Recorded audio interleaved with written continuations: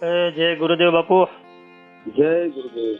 જય ગુરુદેવ. હવે આપણે દાસી જીવણ સાહેબ ને એક રચના છે હા અને એના શબ્દો છે, દાસીને તેડી જાજો તમારા દેશમાં. બરાબર. એવા શબ્દો છે અને એ ભજનનો થોડોક ઉઘાડ કરો અને પ્રકાશ પાડો તો મજા આવે.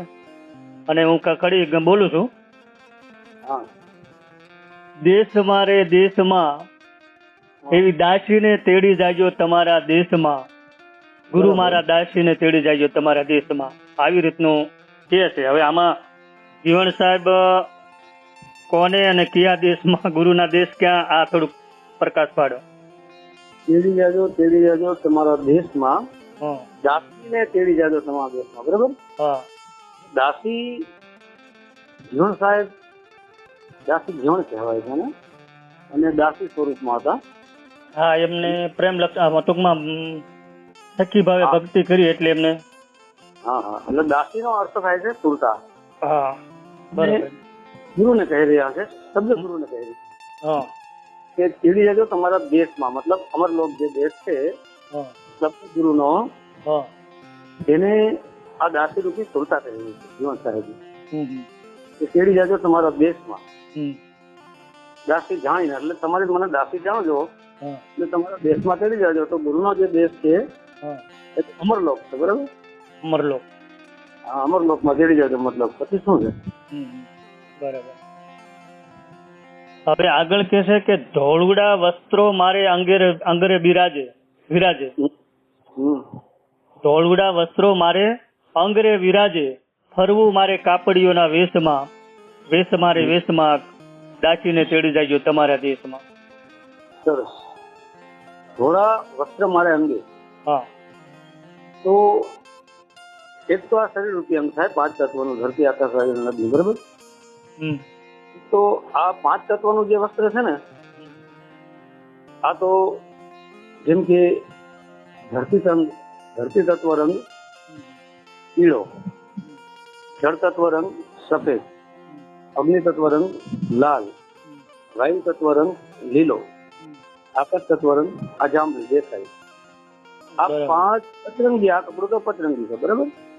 તો ધોળારે વસ્ત્રો મારા અંગે, મતલબ સફેદ, બરાબર, જેમાં કોઈ દાગ નથી, એકદમ ક્લિયર સફેદ હોય, હંસ જેવું, એમાં કોઈ દાગ નથી. મતલબ મારી સુરતાની અંદર કોઈ પણ પ્રકારનો દાગ મેલ નથી. આ ધોળા વસ્ત્રો મતલબ દાગ વગરની સફેદ કંચન જેવી, કપૂર જેવી મારી સુરતા શુદ્ધ છે.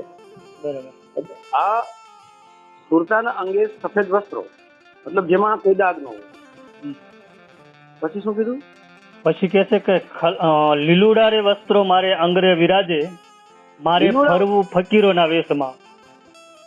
ધોળા વસ્ત્રો પેલા કીધા ને? પેલા ધોળા કીધા છે.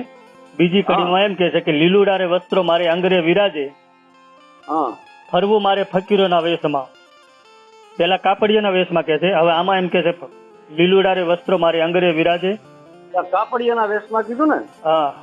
સફેદ વસ્ત્રોમાં કાપડિયાના વેશમાં એમ. હા. હવે દાદા મેકરણ કાપડી જે હતા ને, કાપડી મેકરણ કાપડી, એની અટક કાપડી હતી. જીનામ એ લોકોનો શબ્દ છે. બરાબર. તો જી એટલે એ જીવ કહો કે સુરતા કહો કે આત્મા કહો. બરાબર. નામ મતલબ એ જ શબ્દ સ્વરૂપી નામ તરફ ઇશારો છે. એટલે કાપડીના જેવી રીતે દાદા મેકરણ કાપડી રખડતા હતા. બરાબર. લાલિયો ગધેડો, મોતિયો કૂતરો અને ખંભે કાવડ લઈને કૂતરાનું રોટલા આપ. બરાબર. તો બરાબર એ જ રીતું મારું જીવન પણ આખું પરમાર્થી બની જવું પડે કાપડીના વેશ. એટલે કહેવાનો એનો અર્થ છે કે મારું આખું જીવન પરમાર્થી, મારે કોઈ પ્રકારનું કઈ જોતું નથી, કઈ મેળવવું નથી. પછી લીલુડા વસ્ત્રો નહીં, આ વચ્ચે પછી બીજી ઘડી બોલી દો. ખલકો ને ટોપી મારે અંગડે વિરાજે. એમને પેલા પછી લીલુડા વસ્ત્રો કીધા ને? હા, લીલુડા વસ્ત્રો છે. આ તો લીલુડા જે વસ્ત્રો છે, તો એ વાયુ તત્વનો રંગ લીલો છે. બરાબર.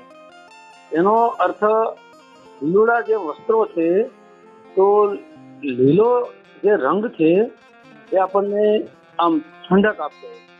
બરાબર. વાયુ તત્વનો પણ રંગ લીલો છે, બરાબર? હા તો આ લીલુડા વસ્ત્રો મારા અંગે, તો એ સુરતા જે છે, જે વાયુ તત્વ શ્વાસોશ્વાસની ક્રિયા ચાલી રહી છે, હા તે વાયુ તત્વનો રંગ લીલો છે. હા એટલે સુરતાના અંગે આ શ્વાસોશ્વાસની ક્રિયા રૂપી કપડું પહેરીને આગળ વધે છે, બરાબર. કારણ કે વાયુનો રંગ લીલો છે. હા પછી પછી એમ કે છે કે ખલકો ને ટોપી મારે અંગરે વિરાજે, ફરવું મારે અતીતોના વેશમાં. રાઈટ, ખલકો અને ટોપી. હા મારે અંગરે વિરાજે. હા, ખલકો એટલે વિવેક થાય છે. ખલકો એ મારી વિવેક બુદ્ધિની અંદર જે વિવેક પ્રગટ થયો, ખલકો રૂપી વિવેક, અને એની અંદર જ્ઞાન રૂપી ટોપી. બરાબર. પછી શું કીધું? ફરવું મારે અતીતોના વેશમાં. ફરવું મારે અતીતોના વેશમાં. બરાબર. હવે એક તો તિથિ લઈને આવે, એને તિથિ તારીખ આપીને આવે, ને અતીત એટલે જેની કોઈ તિથિ વગર જે આવી જાય. અતીતો ત છે, અતીત, અતીતોના વેશમાં. બરાબર. તો અતીત, હા અતીત, અતીતનો અર્થ બને છે જે આત્માથી તીત છે. તીત એટલે આત્માથી ઉપર, અને આત્મા કીધો તીત એટલે આત્માથી ઉપર જે શબ્દ છે, મતલબ પરમાત્મા છે, તેની અંદર અમારી આત્મવૃત્તિ સુરતા મેં જોડી, અને અતીત પણ કહેવાય. ફરવું મારે અતીતોના વેશમાંનો અર્થ છે મારી સુરતા શબ્દ સાથે જોડાયેલી છે. હા બરોબર. હવે આગળ કે છે અપરાધી જીવડો તારે આશરે આયો રે, લાખો ગુના સામે જોશમાં, વેશ મારે વેશમાં તેડી જાજે દાસીને તમારા દેશમાં. અપરાધી જીવડો તારે આશરે આયો રે. બરાબર છે. હવે અપરાધી જે જીવડો છે, અહીંયા જીવ એટલે મનોદશામાં એને જીવ કહેવામાં આવે છે, પણ અહીંયા જીવને સુરતા પણ કહે છે, શરીરની અંદર જીવ કહે છે, ઘણા આત્માને બહાર કહે છે, ઘણા શરીરની અંદર આત્મા કહે છે, તો પરમાત્મા બહાર કહે છે. તો અહીંયા જીવની ઉપમા આપી છે. જીવમાં દાસી જીવણ જે તેને પોતાના જ ભજનમાં કહે છે કે જીવન જીવને ત્યાં રાખીએ જ્યાં વાગે, અને તુરર વર્ષ નુરમ નુરા. એટલે જીવ અહીંયા સુરતા માટે વાપરવામાં આવ્યો છે. બરાબર. તો જીવને તેડી જાજો. શું કીધું? જીવને અપરાધી જીવડો, અપરાધી જીવડો તારે આશરે આવ્યો રે, લાખો ગુના સામે જોશમાં. બરાબર. તો અપરાધી જે જીવ છે, અનેક અપરાધો કરીને 84 નું ચક્કર કાપીને અત્યારે મનુષ્ય અવતાર મને પ્રાપ્ત થયો છે. તો આ બધા જે કાંઈ મારા મનુષ્યની અંદર જાણીએ અજાણીએ કોઈ અપરાધ થયા હોય, કોઈ ગુના થયા હોય, બરાબર, અને કામ, ક્રોધ, લોભ, મદમો, શબ્દ, રૂપ, ગંધના માર્ગે હું આ જીવ ચાલ્યો હોય, તો એ મારા અપરાધને મને ક્ષમા કરી દેજો. અપરાધી જીવડો તારે આવ્યો આંગણે. પછી શું કીધું? પછી આગળ છે દાસી જીવન કે સંત ભીમ કેરા શરણા. નહીં, પછી એના પછી શબ્દ શું? અપરાધી જીવડો આવ્યો તારા આંગણે. એના પછી એમાં એમ છે લાખો ગુના સામે જોશમાં. એમ રાઈટ. એ લાખો ગુના એ જ અપરાધ, એ ગુના, અને ગુના એ અપરાધ, સરવાળે બે એક જ થાય. એ તો તમે વાત કરી. આ જગ્યાએ પ્રાર્થના કરી છે, આ જગ્યાએ પ્રાર્થના કરી છે કે હે પરમપિતા પરમાત્મા, હે શબ્દ ગુરુ, મારી અંદર જે કાંઈ ગુનાઓ છે તેને તમે જોતા નહીં, અને મને દાસી જાણીને માફ કરીને તેડી જજો તમારા દેશમાં. હવે આગળ કહે છે કે દાસી જીવન કહે સંત ભીમ કેરા શરણા, મારે રહેવું સદા બાળા વેશમાં. કયા વેશમાં? બાળા વેશમાં. બાળા વેશમાં. ઓકે. હવે દાસી જીવન કહે ભીમ ગુરુ ચરણ, સંત ભીમ ગુરુ ચરણ. બરાબર. તો જીવનદાસ મતલબ પોતાની જાતને દાસી સ્વરૂપ એટલે સુરતા એને માયની, પોતાની જાતને સુરતા માયની, અને પછી સંત ભીમ કેરા ચરણ. હવે અહીંયા સંત ભીમ સાહેબ ની આગળ સંત શબ્દ લગાડ્યો છે. સંત સત એ તો સત્ય સ્વરૂપી પરમાત્મા, અને એની માથે મીંડું લાગી જાય, જે સત્ય સ્વરૂપી પરમાત્મા જાણી લે તેને સંત કહેવાય.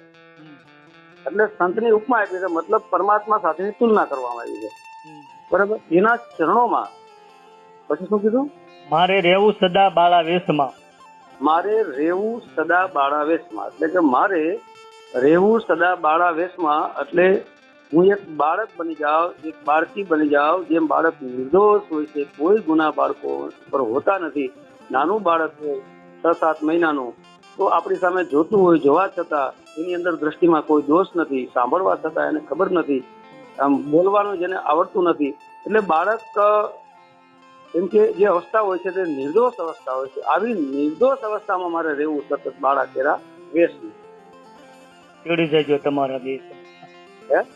તેડી જજો તમારા દેશમાં, બસ દાસી જાણીને તેડી જજો તમારા દેશમાં, દાસી જાણીને ભજન. હવે આમાં થોડુંક તમે કડીઓ અમુક આગળ પાછળ કરી નાખી છે, ચલો ચાલશે, બરાબર.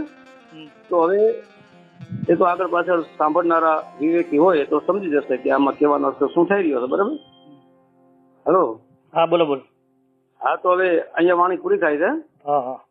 તો દાસી જીવણ બાપુની જય, ગુરુ હિમ બાપુની જય, સત્ય સનાતન ધર્મની જય.